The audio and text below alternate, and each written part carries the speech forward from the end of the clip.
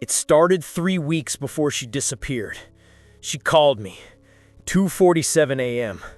I remember because my phone screen burned that number into my retinas when I rolled over to silence it. But here's the thing. It didn't ring. I just knew it was ringing. Felt it vibrating in my skull before my hand even touched it. Like the sound bypassed my ears entirely and went straight into the meat of my brain. I picked it up. Mijo? Her voice sounded thin, like it was traveling through something thicker than air, through mud, through memory. Tia, you okay? I need you to listen.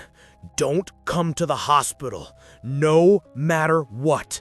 ¿Me oyes? No matter what calls you here. What do you... It knows your name now. On the 7th night, I heard something else underneath the breathing. Footsteps. Slow, deliberate. The slap of bare feet on linoleum. And then her voice. Mijo. But it wasn't coming from the phone. It was coming from my hallway. I live alone. I've lived alone since my mother died, since the cancer ate her from the inside out, piece by piece, until there was nothing left but a shape in a hospital bed that apologized for taking up space. I know what an empty apartment sounds like. This wasn't that. Mijo, ven acá. I stood up. I don't know why. My body moved before my mind could catch up. Like I was a puppet and something else was pulling the strings. The hallway stretched. I don't mean metaphorically. I mean the walls pulled apart like taffy, like reality was chewing itself, and the distance between my bedroom and the kitchen became a throat I had to walk down. And at the end of it, standing in front of my refrigerator, was my Tía Soledad. She looked wrong. Not dead, not exactly, but like someone had put her together from a memory that was already starting to fade. Her skin was too smooth, her eyes too dark, pupils blown wide like she'd been staring at something bright for too long and forgot how to look away. She smiled. I told you not to come. I didn't. I'm home. No, mijo. You answered. And that's when I understood. The phone wasn't calling to me, it was calling me there, wherever there was. She reached into her pocket, slow, like she was moving through water, and pulled out a phone, old, rotary style, the kind that doesn't exist anymore except in the places memory forgets to clean out. It rings for everyone eventually. Los que trabajamos con los muertos, we hear it first, but it spreads. Like static, like a frequency you can't unhear once it's inside you.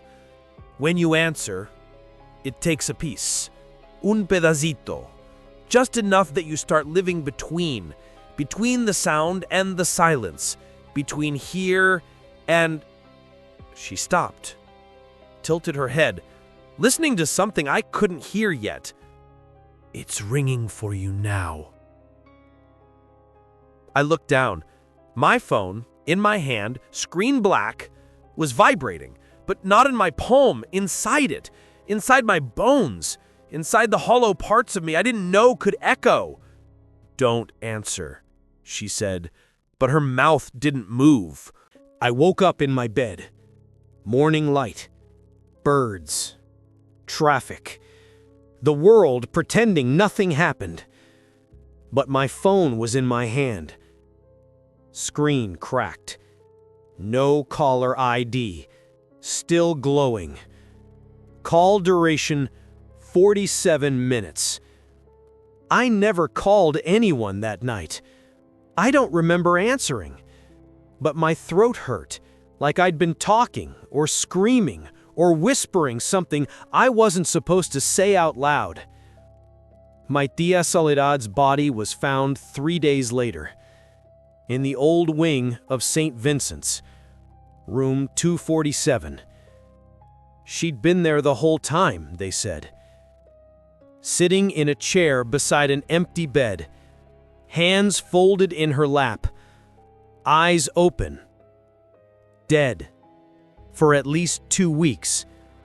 But here's what they didn't tell the family. What the orderly whispered to me at the funeral, drunk and shaking. When they found her, she was holding a phone.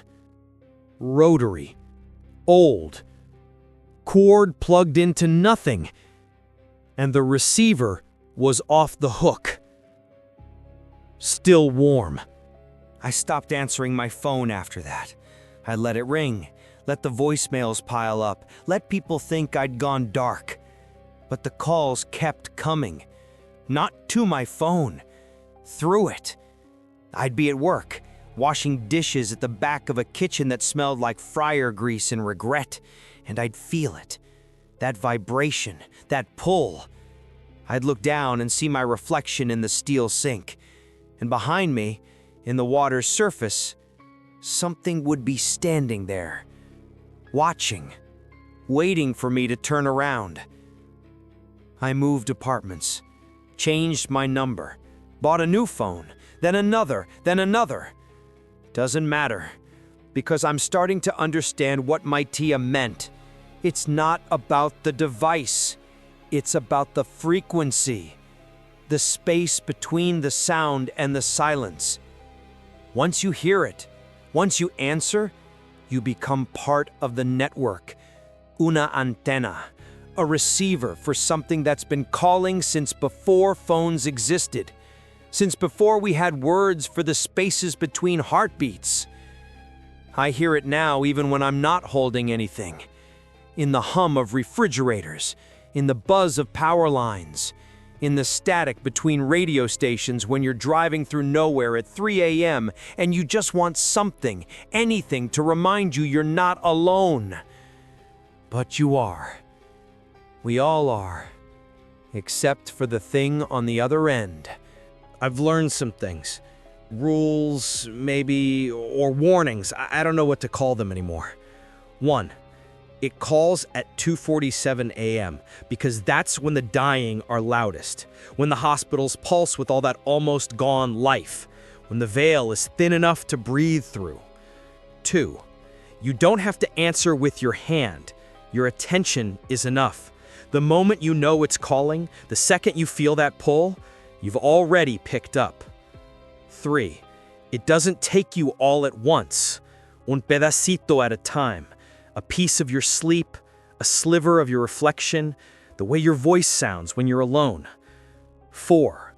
The people it takes first are the ones who work in the spaces between.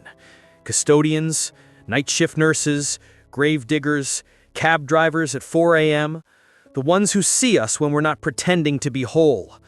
Los Olvidados, the forgotten infrastructure of the living. 5. It spreads. Not through touch, through witnessing. If someone sees you when you're on the other end, when you're vibrating at that frequency, they become attuned to it too. That's why I'm telling you this. Not to warn you, but because I can't stop. Because when you're this far in, the only way to quiet the ringing is to pass it on, to whisper it into someone else's ear, to make them listen. Last week, I went back to the hospital, Saint Vincent's, the old wing.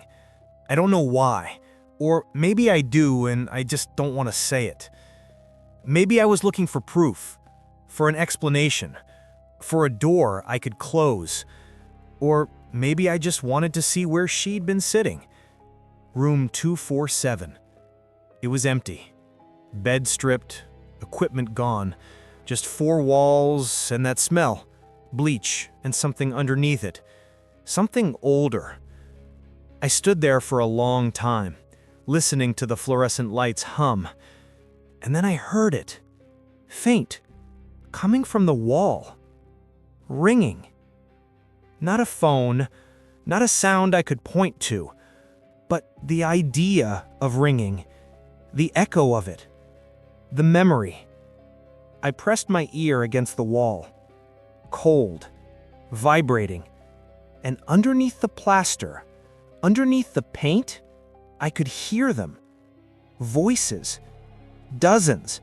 Hundreds, all whispering the same thing. Contesta. Answer. Contesta. Answer. I pulled back, my reflection in the dark window across from me.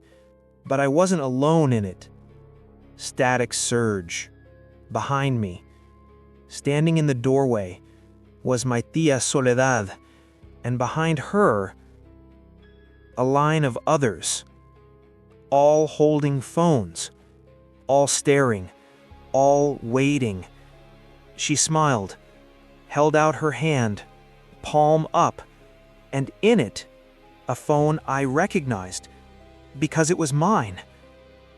The one I'd thrown away months ago. You can't throw away a frequency, mijo. Her voice came from everywhere, from the walls, from inside my chest. It's in you now. Ha echado raíces. It's grown roots. I ran down the hallway that stretched and stretched and stretched, past rooms where shadows moved wrong, past gurneys with bodies under sheets that breathed, past nurses who didn't see me because I wasn't sure I was really there anymore.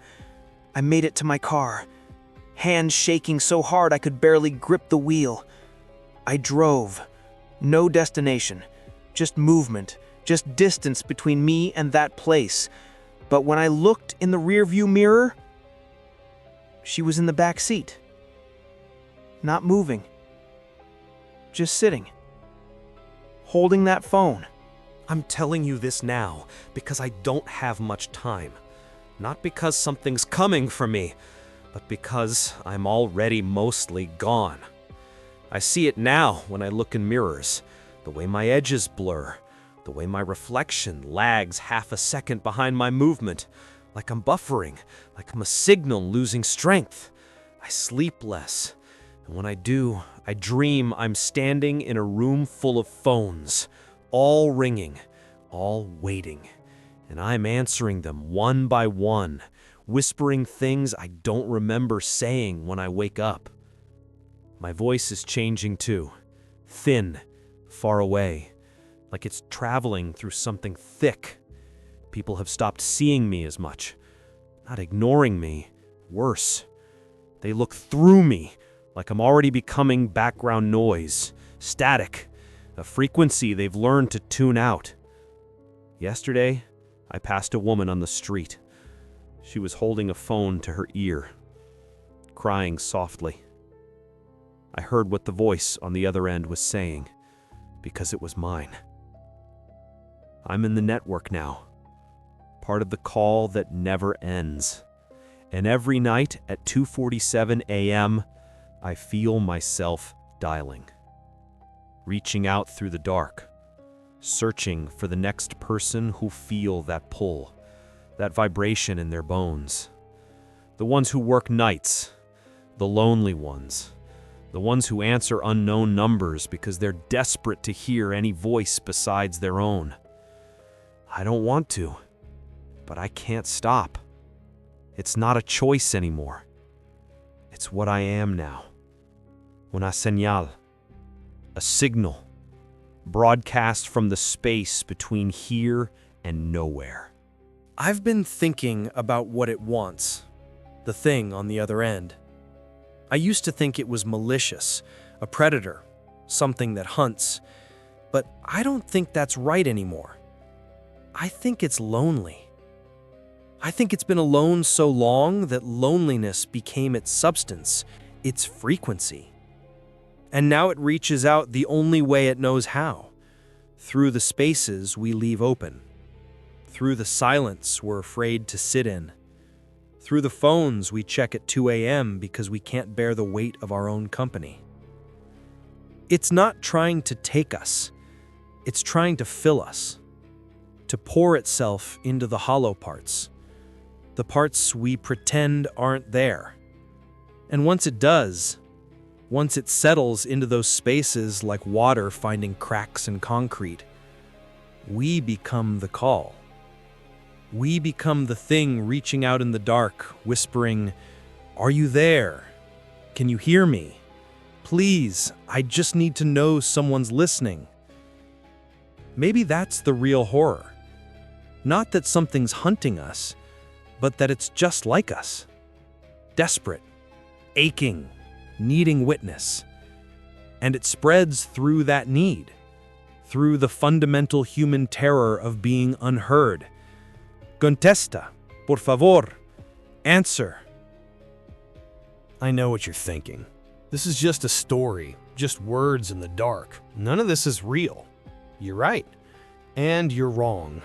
Because here's what I haven't told you yet. The reason I'm confessing this, the reason I'm whispering it into your ear through this screen. I called you tonight. Not with a phone, with this. These words. This frequency.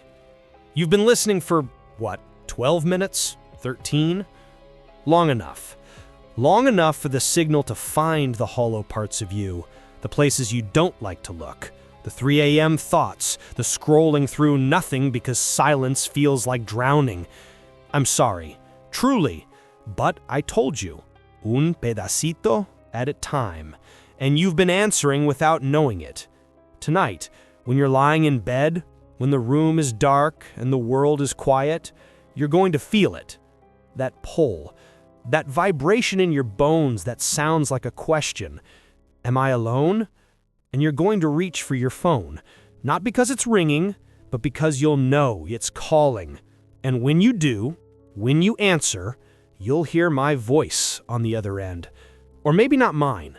Maybe someone you lost, someone you miss, someone whose voice you do anything to hear just one more time. And that voice will whisper, I've been waiting for you. I answered a phone that hadn't rung yet, and now, so have you. The line isn't dead. It's never dead. It's just waiting. 2:47 a.m. Hermano, I'll be waiting.